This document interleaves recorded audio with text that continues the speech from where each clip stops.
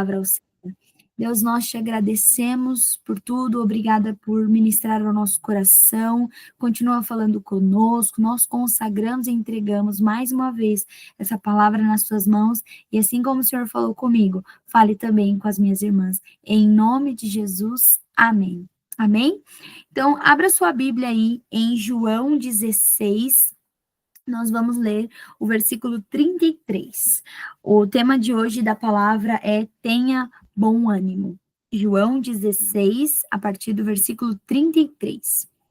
A gente vai passear um pouquinho hoje pela Bíblia, mas, então, se você tiver aí com a sua Bíblia ou com o seu celular, abre aí para a gente compartilhar juntas, amém?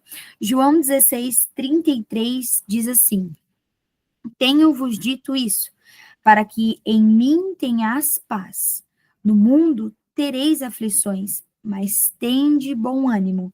Eu venci o mundo. Amém?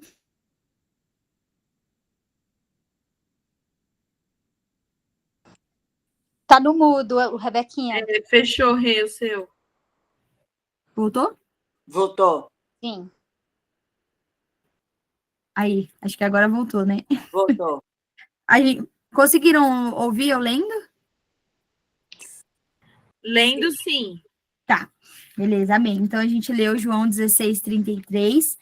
E o que está acontecendo aqui no capítulo 16? Jesus está ali instruindo seus discípulos e está falando que eles precisam confiar que tudo vai dar certo, que ele estava ali enviando o Consolador, que eles precisavam ter bom ânimo, porque a partir desse momento viriam algumas aflições, né, mais aflições ainda, em relação à crucificação de Jesus, que eles iam passar, né, ver toda aquela situação, e aí Jesus fala para eles, olha, vai acontecer, né, algo especial ali, mas tenham bom ânimo, confie que eu vou mandar um Consolador e tudo vai dar certo. E aí que ele fala no versículo 33, que no mundo nós vamos ter aflições, mas nós precisamos ter bom ânimo, porque o próprio Jesus venceu o mundo. E aí, o que está acontecendo? Ele está instruindo ali os discípulos, diante de tudo isso, diante de todas as aflições que vocês já passaram, ou que ainda vão passar, vocês precisam ter bom ânimo. E aí a gente lê esse versículo e a gente entende que nós vamos passar por essas aflições. Nós estamos no mundo, nós estamos neste lugar, o mundo agora, né, pertence ao maligno, mas o Senhor está conosco, o Senhor está nos guardando, o Senhor está nos livrando, e nós, mesmo passando por tudo isso, seja uma enfermidade, seja um desemprego, seja as finanças talvez de uma forma assim difícil, seja uma porta fechada, enfim, alguma aflição que você já passou ou está passando, saiba que em tudo isso, Deus tem um propósito na sua vida. Em todas essas aflições, em todas essas dificuldades, tudo isso é para um propósito, né? Então, nós vamos passar por aflições, mas em todas essas aflições há um propósito. E aí, quando Jesus fala aqui para os discípulos, eu venci o mundo, vocês vão passar por isso, mas olha, eu venci o mundo, olha para mim, eu venci todas essas aflições. E aí eu comecei a ver, né, a pensar um pouco sobre algumas passagens que revela isso, do próprio Jesus passando por essas aflições. Por exemplo, Mateus 9:20, você pode anotar, depois com calma você pode abrir aí na sua casa, Mateus 9:20 até o versículo 22, vai contar a história da mulher que sofreu há 12 anos com uma hemorragia, e ela foi curada. Então, quando a gente vê essa história, Jesus viu uma mulher que havia 12 anos que tinha uma hemorragia, e ele a curou. E qual que foi o propósito de tudo isso? Isso gerou fé, não só naquela mulher, mas gerou também fé nas outras pessoas. Por exemplo, também quando Jesus viu o seu melhor amigo morrer, mas foi até sua casa e disse, Lázaro, sai para fora. em João 11, isso gerou o que nas pessoas? Não só em Lázaro, mas na sua família, né, nas suas irmãs, em todos ao redor, gerou o que? Confiança, que eles estavam passando por aquela aflição, mas gerou neles uma confiança, um propósito de confiar no Senhor. Outra situação foi quando Jesus viu pessoas com fome, mas alimentou toda a multidão. Só havia apenas 5 pães e 2 peixes, e todos foram alimentados, ali em João 6, do versículo 1 ao 15. Isso gerou não somente naquele menino que traz os 5 pães e 2 peixes, mas também nos discípulos uma confiança sobre a provisão de Deus, a provisão de Jesus. Eles estavam aflitos, com fome, necessitados, e viram ali a provisão que Jesus trouxe para aquela multidão. Todos foram alimentados. Jesus também passou pela morte, né? Mas ao terceiro dia ele ressuscitou. Mateus 28. Isso gerou não somente em Jesus, mas em todas as pessoas que Jesus reina sobre tudo e sobre todos, que ele reina até mesmo sobre a morte. Se você puder, abra comigo a sua Bíblia em 1 Coríntios 15, 55. Olha, a gente vê que Jesus passou por essa aflição da morte, todos ao seu redor passaram por esse luto de ver o próprio Messias sendo morto, mas havia um propósito. Ao terceiro dia ele seria ressuscitado. 1 Coríntios 15, 55 diz assim: Onde está, ó morte, o teu aguilhão? Onde está, ó inferno, a tua vitória? Então, até mesmo por essa aflição da morte, Jesus venceu. Glória a Deus. E aí, a gente vê que em todas essas aflições havia um propósito, como eu falei, né? Gerou fé, gerou confiança, gerou provisão, gerou propósito, gerou vitória sobre a morte. Então, em todas essas aflições, gerou um propósito. Tem uma música que diz assim, né? Uma frase dela, que das minhas feridas saia poder para curar. Então, que diante de todas as suas aflições que você talvez passou ou está passando, que de tudo isso saia ferida, das suas feridas saia poder para curar, no nome de Jesus. E Romanos 8, 37, Romanos 8, 37,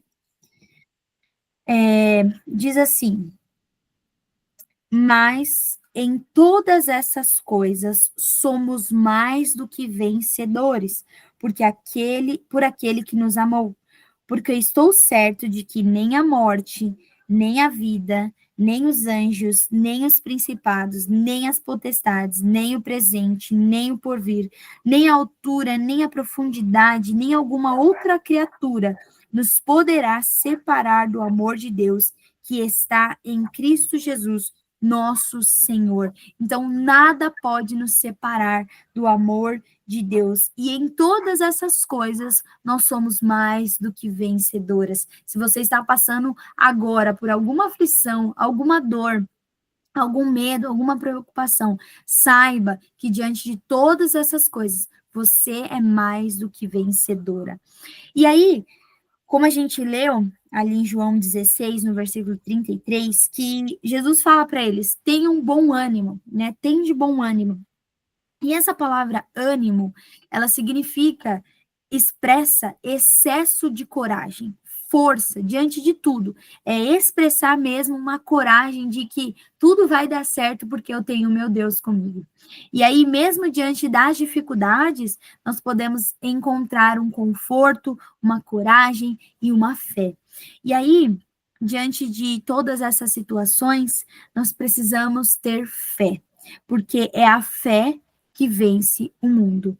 Abra comigo a sua Bíblia em 1 João 5, no versículo 4. Gente, esse versículo, ele é uma chave, né, para a gente entender aqui como que nós vamos vencer o mundo, como Jesus nos ensinou a vencer o mundo e como nós vamos vencer essas aflições, essas dificuldades, isso tudo que a gente está enfrentando no mundo, como que nós vamos vencer. E é uma chave que você precisa levar aí para o resto da sua vida, para saber como vencer o mundo. Diz assim, 1 João 5, no versículo 4. Porque todo o que é nascido de Deus vence o mundo. Então, se você acreditou um dia que Jesus Cristo, e acredita até hoje, que Jesus Cristo veio ao mundo, morreu, ao terceiro dia ressuscitou, está à destra de Deus Pai, que você foi batizada, morreu para o mundo e agora vive para Cristo, você é filha de Deus, você é nascida de Deus. Então, diz que porque todo o que é nascido de Deus vence o mundo. Então, nós vamos vencer o mundo, porque nós somos nascidas de Deus. E esta é a vitória que vence o mundo, a nossa fé. Então, o que vai vencer o mundo, o que vai vencer essas aflições é a nossa fé. E o que o inimigo tem como estratégia é roubar a nossa fé. É roubar a nossa esperança, é nos colocar medo ao invés de fé, nos colocar ansiedade ao invés de fé, nos colocar muitas vezes preocupações, excesso de futuro, como nós estamos vendo, ao invés de fé. Então, isso é roubar a nossa fé. Então, não deixe o inimigo roubar a sua fé, porque para você vencer todas essas situações, você precisa ter fé. E a própria palavra diz que sem fé é impossível agradar a Deus. Então, quando eu não tenho fé, eu não estou agradando a Deus. Não estou confiando em Deus. Então, para vencer o mundo é ter fé. Não deixe o inimigo roubar a sua fé. Não deixe o inimigo colocar dúvidas em seu coração. Não deixe as aflições falarem mais alto, mas mantenha a chama da fé acesa. Se você passar por alguma situação, assim como nós passamos aí 29 dias no hospital com a minha mãe, né? Com a nossa mãe, eu e a Amanda, meu cunhado, meu pai.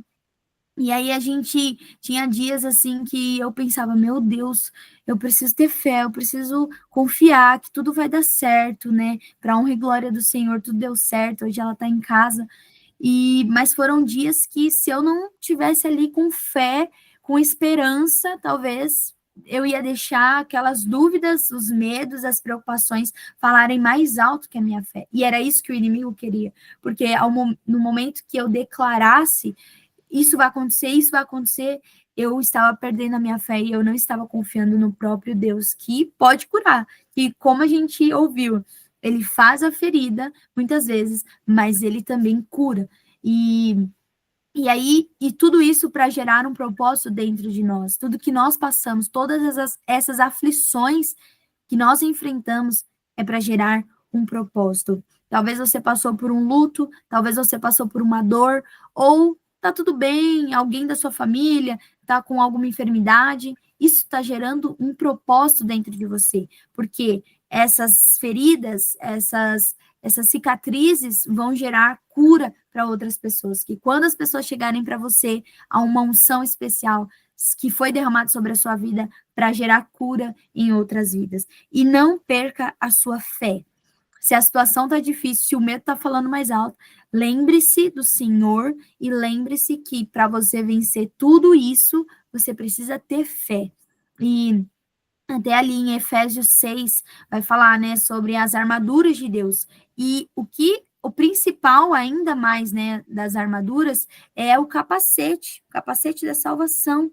Colocar o capacete para os dardos não virem sobre a sua mente, revestir com as armaduras, né, de Cristo, a couraça da justiça, o calçado do evangelho, para a espada que vai destruir as mentiras de Satanás, para você se lembrar que é o Senhor quem está com você, que a sua fé vai vencer todas essas situações no nome de Jesus. E aí, lá em Provérbios 21, no versículo 31, olha o que diz. O cavalo prepara-se para o dia da batalha, mas do Senhor vem a vitória. Então, há uma preparação aqui, aqui a gente vê como um animal sendo preparado, né, como ele é um cavalo preparado para a batalha, mas é só do Senhor que vem a vitória. Então, a gente pode se preparar ali, mas é do Senhor que vai vir a nossa vitória. E Oséias 6:1, que foi a canção, né, que nós ouvimos, deixa eu abrir aqui.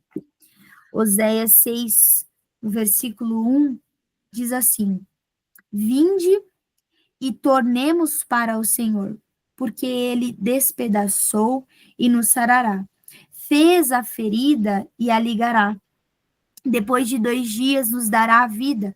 Ao terceiro dia nos ressuscitará e viveremos diante dele. Conheçamos e prossigamos em conhecer o Senhor. Como a alva será a sua saída, e ele nos virá como a chuva seródia que rega a terra. Então, aqui a gente vê, né, o profeta Oséias falando, vinde, né, e tornemos ao Senhor, porque ele nos despedaçou, mas nos sarará. Ele fez a ferida e a ligará. E quando eu li, né, essa passagem, quando eu leio essa passagem, eu imaginei assim, nossa, às vezes a gente até se pergunta, nossa, mas Deus é um Deus tão amoroso, tão cuidadoso, como assim, né? Ele fez a ferida, mas como, né? E aí a gente vê um cuidado ainda mais do Senhor, porque se ele faz essa ferida como muitas vezes uma dor, né, uma enfermidade ou algo em especial aí que você consiga lembrar que talvez você esteja passando por uma dificuldade, e aí você se sente talvez ferida. Fala, nossa, onde está o Senhor? Mas saiba que Ele está do seu lado, que Ele cria essa ferida para gerar um propósito, e Ele mesmo vai curar. Então, as feridas vão gerar cura, e cura para outras pessoas também, além da sua vida também sendo curada. Então, a gente vê tudo isso, né, que o Senhor é um bom pai, o Senhor é cuidadoso, ele é amoroso, ele é o nosso Senhor, ele é o nosso pastor, que ele está conosco nesse mundo, mesmo tendo aflições. Jesus disse que, como nós lemos, nós vamos ter aflições, é normal, nós estamos nesse mundo, né, mas diante de tudo isso, o Senhor está conosco e nós precisamos ter o quê? Excesso de coragem, excesso de força, ter fé, porque Jesus venceu o mundo e ele passou por todas as aflições, mesmo não tendo pecado, passou por todas as aflições e venceu esse mundo. Ele venceu a morte, ele venceu a morte da vida, é Senhor, né? Então, nós precisamos ter fé e confiar e manter, né, a chama da fé acesa. Então, aqui 4 pontos que a gente aprende sobre essa passagem. Que nós precisamos ter bom ânimo, que nós precisamos nos lembrar, né, ter bom ânimo de todas essas situações, de todas essas aflições, expressar esse excesso de coragem e de força. Todas as nossas aflições vão gerar propósito. Não deixe o inimigo roubar a sua fé, porque a estratégia maior do inimigo é roubar a sua fé, é fazer você não acreditar que as coisas vão dar certo, não acreditar que você tem um futuro, não acreditar que vai ter cura.